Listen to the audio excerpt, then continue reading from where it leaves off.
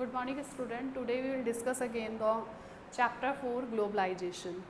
ठीक है, ग्लोबलाइजेशन से पहले मैंने लास्ट वीडियो लेक्चर में आपसे डिस्कस किया था कि suppose if Indian government put tax on import, अगर चाइनीज़ टॉयज़ पर या इम्पोर्ट पर इंडियन गवर्नमेंट जो है वो टैक्स लगा देती है तो क्या होगा, what happen.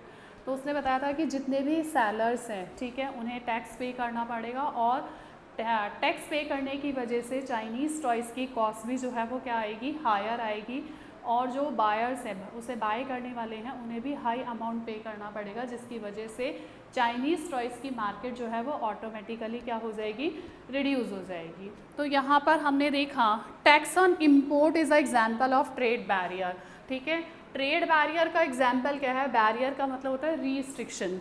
Trade tax, import पर टैक्स लगाना जो है वो क्या है, ट्रेड बैरियर का एक एग्जाम्पल है। It is called the barrier. हम इसे बैरियर क्यों बोलते हैं, because government can use trade barrier to increase और decrease foreign trade and decide what kind of goods and how much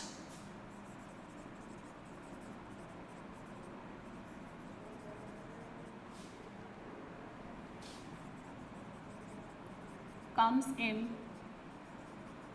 country।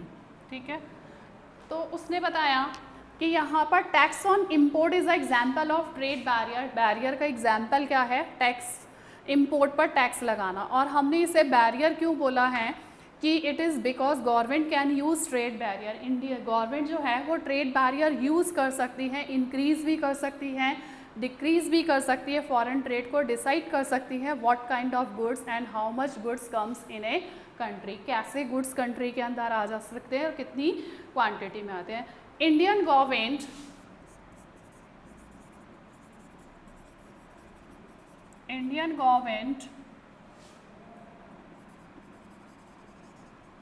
put trade barrier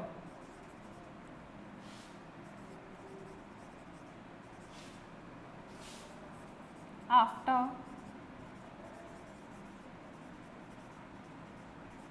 independence. Y.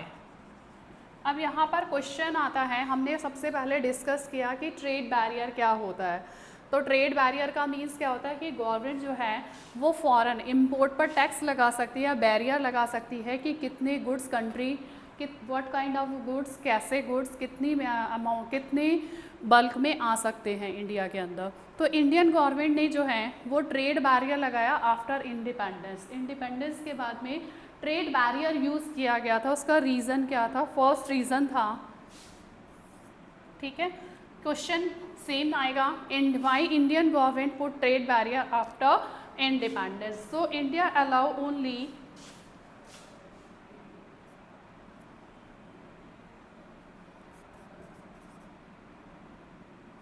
trade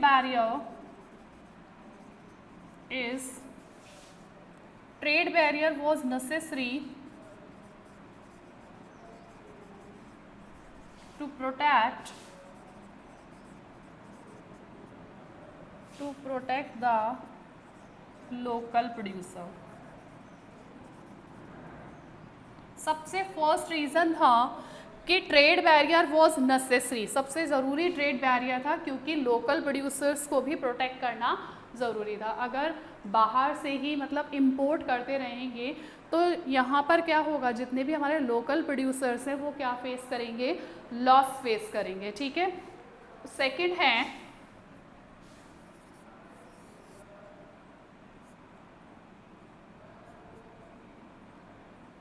India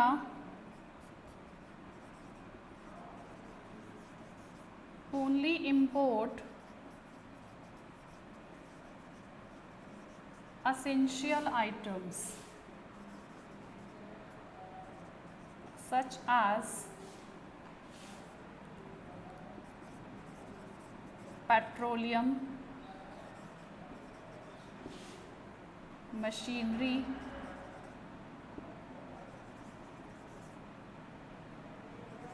etc.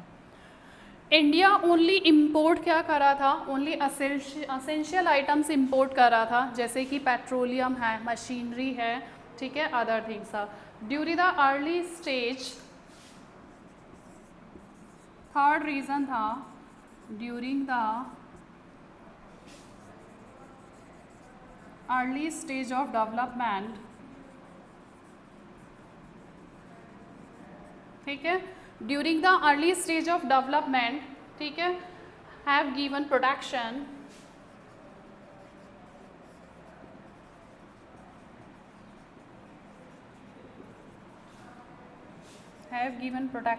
to local producer. Fourth है in 1950s and 1960s factories just came up, ठीक है। ये चार reason थे कि why Indian government put trade barrier after independence. After independence Indian government ने जो है वो ट्रेड बैरियर यूज़ क्यों किया था? तो सबसे पहले trade barrier was necessary to protect the local producer. Local producers को प्रोटेक्ट करने के लिए ट्रेड बैरियर जरूरी था। Second the India only import essential items, ठीक है। इंडिया जो है वो ओनली क्या यूज़ कर रहा था? असेंशियल आइटम्स जो हैं वो इंपोर्ट कर रहा था, जैसे कि पेट्रोलियम है, मशीनरी है। और during the early stage of development have given protection, ठीक है। जिन कंट्रीज़ में अर्ली स्टेज होती है डेवलपमेंट की, वहाँ पर प्रोटेक्शन देना पड़ता है लोकल प्रोड्यूसर्स को, ठीक है। नेक्स्ट है इन 1950 and 1960 factories just came up. उस समय फैक्ट्रीज जो थी वो ओनली जस्ट आई ही थी। अब आता है क्वेश्चन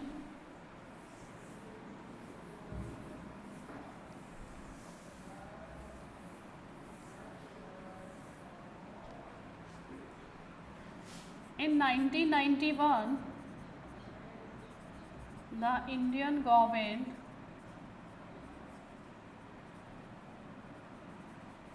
remove trade barrier, ठीक है। वाई, यहाँ पर भी वाई आएगा क्वेश्चन कि इंडियन गवर्नमेंट, सबसे पहले मैंने बताया कि इंडिपेंडेंस के बाद में जैसे ही आफ्टर इंडिपेंडेंस इंडियन गवर्नमेंट ने ट्रेड बैरियर इम्पोज कर दिया था। तो उसका रीज़न था कि एक तो लोकल प्रोड्यूसर्स को प्रोटेक्ट करना था। Second, during the early stage of development, ठीक है, किसी भी कंट्री की अर्ली स्टेज ऑफ डेवलपमेंट में लोकल प्रोड्यूसर्स को गवर्नमेंट को प्रोटेक्ट करना पड़ता है। सेकंड, 1950s और 1960s में फैक्ट्रीज जस्ट केम अप। उसमें फैक्ट्रीज जस्ट आई थी और वो कंपटीशन नहीं कर पा रही थी फॉरेन कंट्रीज से। उसके अलावा उसके अलावा जो था उसने बताया कि उसमें क्या कहते हैं, फैक्ट्रीज जस्ट केम अप क्यों हुई थी उस समय? फैक्ट्रीज और इंडिया जो है वो ओनली असेंशियल आइटम्स को ही इंपोर्ट कर रहा था, जैसे पेट्रोलियम है, ठीक है, मशीनरी हैं। उसके अलावा 1991 के अंदर Indian government remove trade barrier. Indian government ने क्या कर दिया? ट्रेड बैरियर को रिमूव कर दिया। रिमूव करने के पीछे क्या रीज़न था कि government decided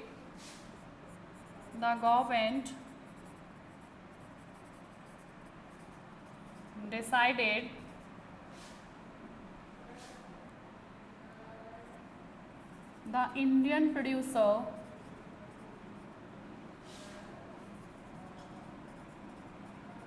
now the government decided the Indian producer now compete with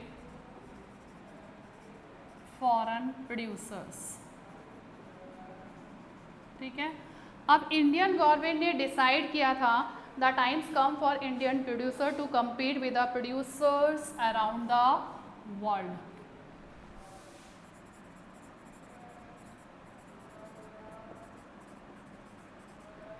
अब इंडियन गवर्नमेंट जो थी उसने डिसाइड किया कि the Indian producer now compete with foreign producers around the world, कि अब टाइम आ गया है, द टाइम कम्स अप, ठीक है, टाइम्स हैड कम्स, कि टाइम्स आ चुका है कि इंडियन प्रोड्यूसर्स जो हैं they now compete with the foreign producer around the world, ठीक है। इट फेल्ट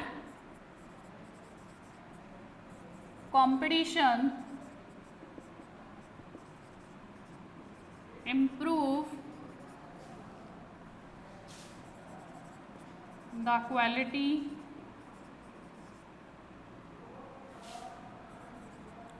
ठीक है। उसके अलावा उन्हें लगा था it felt the competition improve the quality and performance.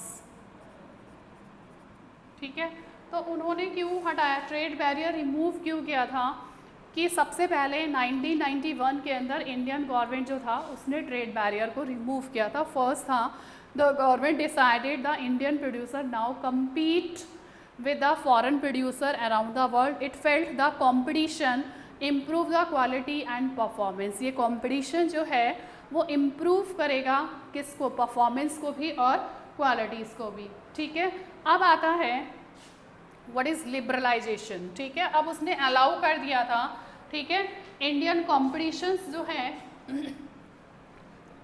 now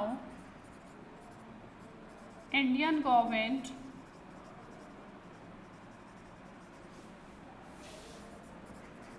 allow foreign trade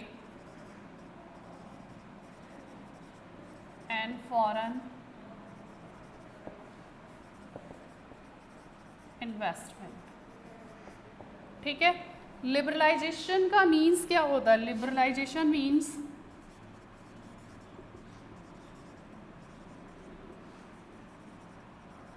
removing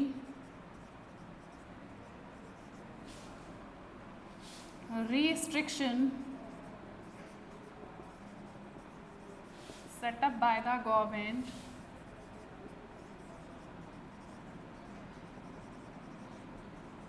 on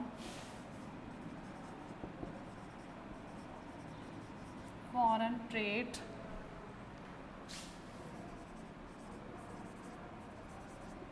and foreign investment।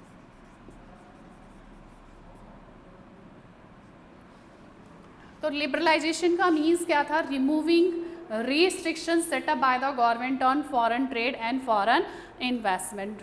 Government ने जो रिस्ट्रिक्शन सेट कर रखे हैं ट्रेड के लिए, foreign trade and foreign investment को, उनको रिमूव करना जो था उसे क्या बोला गया, लिबरलाइजेशन। और इंडियन गवर्नमेंट ने लिबरलाइजेशन पॉलिसी फॉलो की थी 1991 के अंदर। 1991 के अंदर इंडिया ने ट्रेड बैरियर को रिमूव कर दिया था। उसके पीछे रीज़न क्या था कि गवर्नमेंट ने डिसाइड किया कि इंडियन प्रोड्यूसर जो हैं अब वो इस कंडीशंस में आ चुके हैं कि वो compete कर सकते हैं फॉरेन प्रोड्यूसर से, और ये कंपटीशन जो है it will competition improve the quality and performance. इस कॉम्पिटिशन्स के थ्रू उनकी क्वालिटी और परफॉर्मेंस भी रिमूव होगी।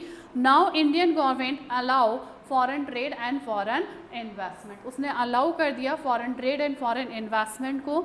और लिबरलाइजेशन का मीन्स क्या था, removing restriction setup by the government and foreign trade and foreign investment. ये हो गया liberalisation policy.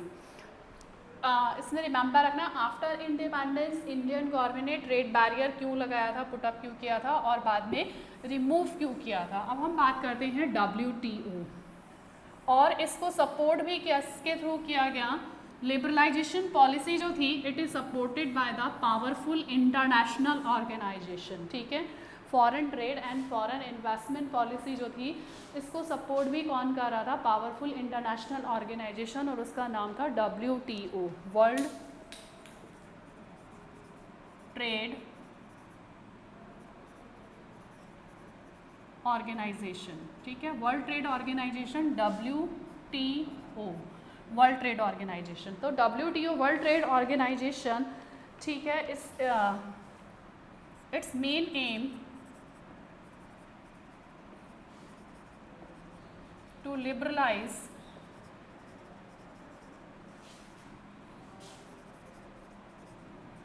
foreign trade and investment। ठीक है, सबसे पहले वर्ल्ड ट्रेड ऑर्गेनाइजेशन जो था इसका मेन एम था liberalise the foreign trade and investment. ठीक है, और इसके अलावा क्या कर रहा था ये वर्क। ठीक है, इसके अलावा था it establish rules and regulation. इसमें क्वेश्चन आता है, right A short note of world WTO, ठीक है, वर्ल्ड ट्रेड ऑर्गेनाइजेशन जो था एक पावरफुल इंटरनेशनल ऑर्गेनाइजेशन था जो लिबरलाइज पॉलिसीज़ को सपोर्ट कर रहा था. इसका मेन एम था liberalise foreign trade and investment, ठीक है. It establish rules and regulation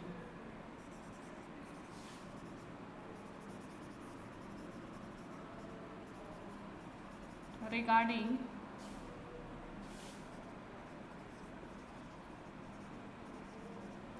foreign trade and sees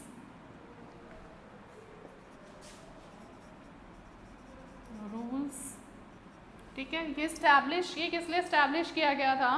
foreign and sees that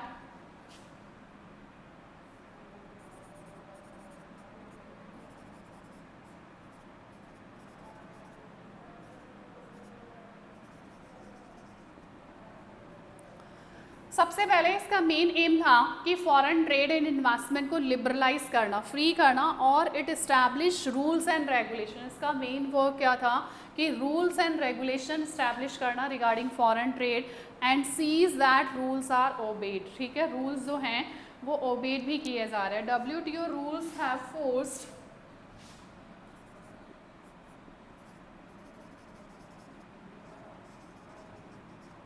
forced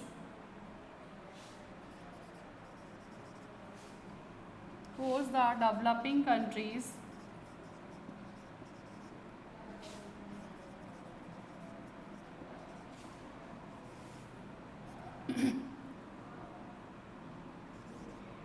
to liberalize foreign trade, ठीक है. In 2014 166, ठीक है, 160 कंट्रीज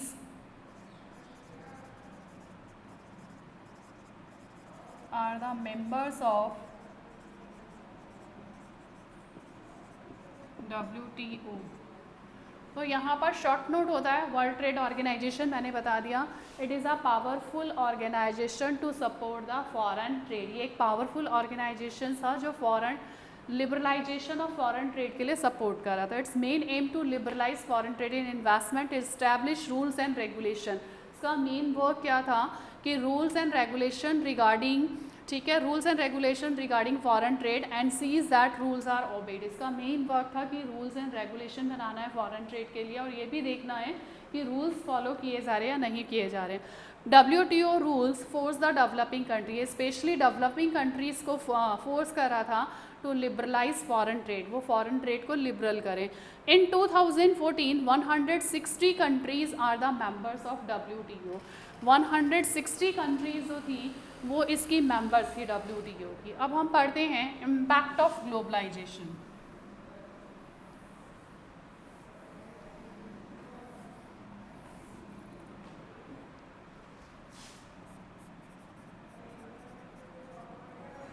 इम्पैक्ट ऑफ ग्लोबलाइजेशन. अब ग्लोबलाइजेशन का क्या इम्पैक्ट पड़ा था, किस किस पे पड़ेगा? प्रोड्यूसर और कंज्यूमर, ठीक है. ग्लोबलाइजेशन से दो जनों पर ज़्यादा इम्पैक्ट, दो जनों पर इम्पैक्ट पड़ा था, प्रोड्यूसर्स पर और कंज्यूमर्स पर. प्रोड्यूसर्स पर क्या इम्पैक्ट था? नाउ प्रोड्यूसर्स जो थे दे compete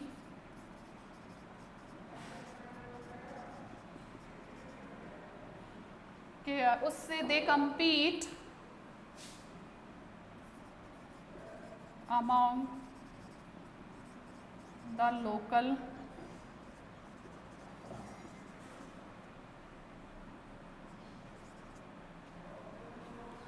the local foreign producers, sorry.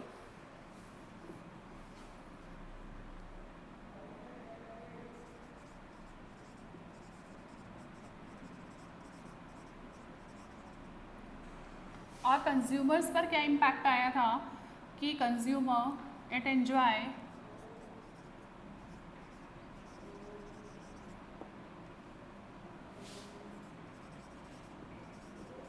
Variety of goods at lower price, ठीक है। सेकेंड था लिविंग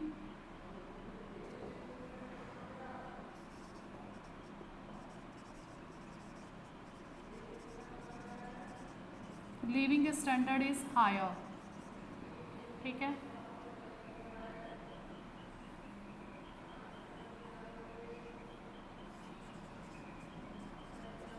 चॉइस ऑफ गुड्स, तो impact of globalisation, living standard better हो गया था, ठीक है। और कंज्यूमर ओनली, और इसका इम्पैक्ट जो था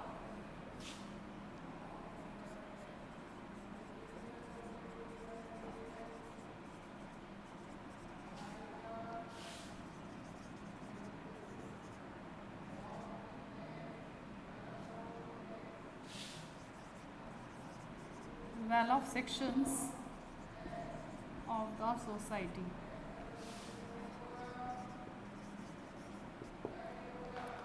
तो इम्पैक्ट ऑफ ग्लोबलाइजेशन जो था वो दोनों पर पड़ा था, प्रोड्यूसर्स पर भी और कंज्यूमर पर भी। प्रोड्यूसर्स पर क्या इम्पैक्ट था, दे compete with among the foreign producers. अब वो किससे कम्पीट कर पा रहे थे, फॉरेन प्रोड्यूसर्स से, जिससे उनकी क्वालिटी भी इम्प्रूव हो रही थी, परफॉर्मेंस भी इम्प्रूव हो रही थी। कंज्यूमर पर क्या इम्पैक्ट पड़ा था कि consumer it enjoys a variety of goods at lower prices, ठीक है। लोअर प्राइसेस पर वेराइटी ऑफ गुड्स जो था वो एन्जॉय कर रहा था।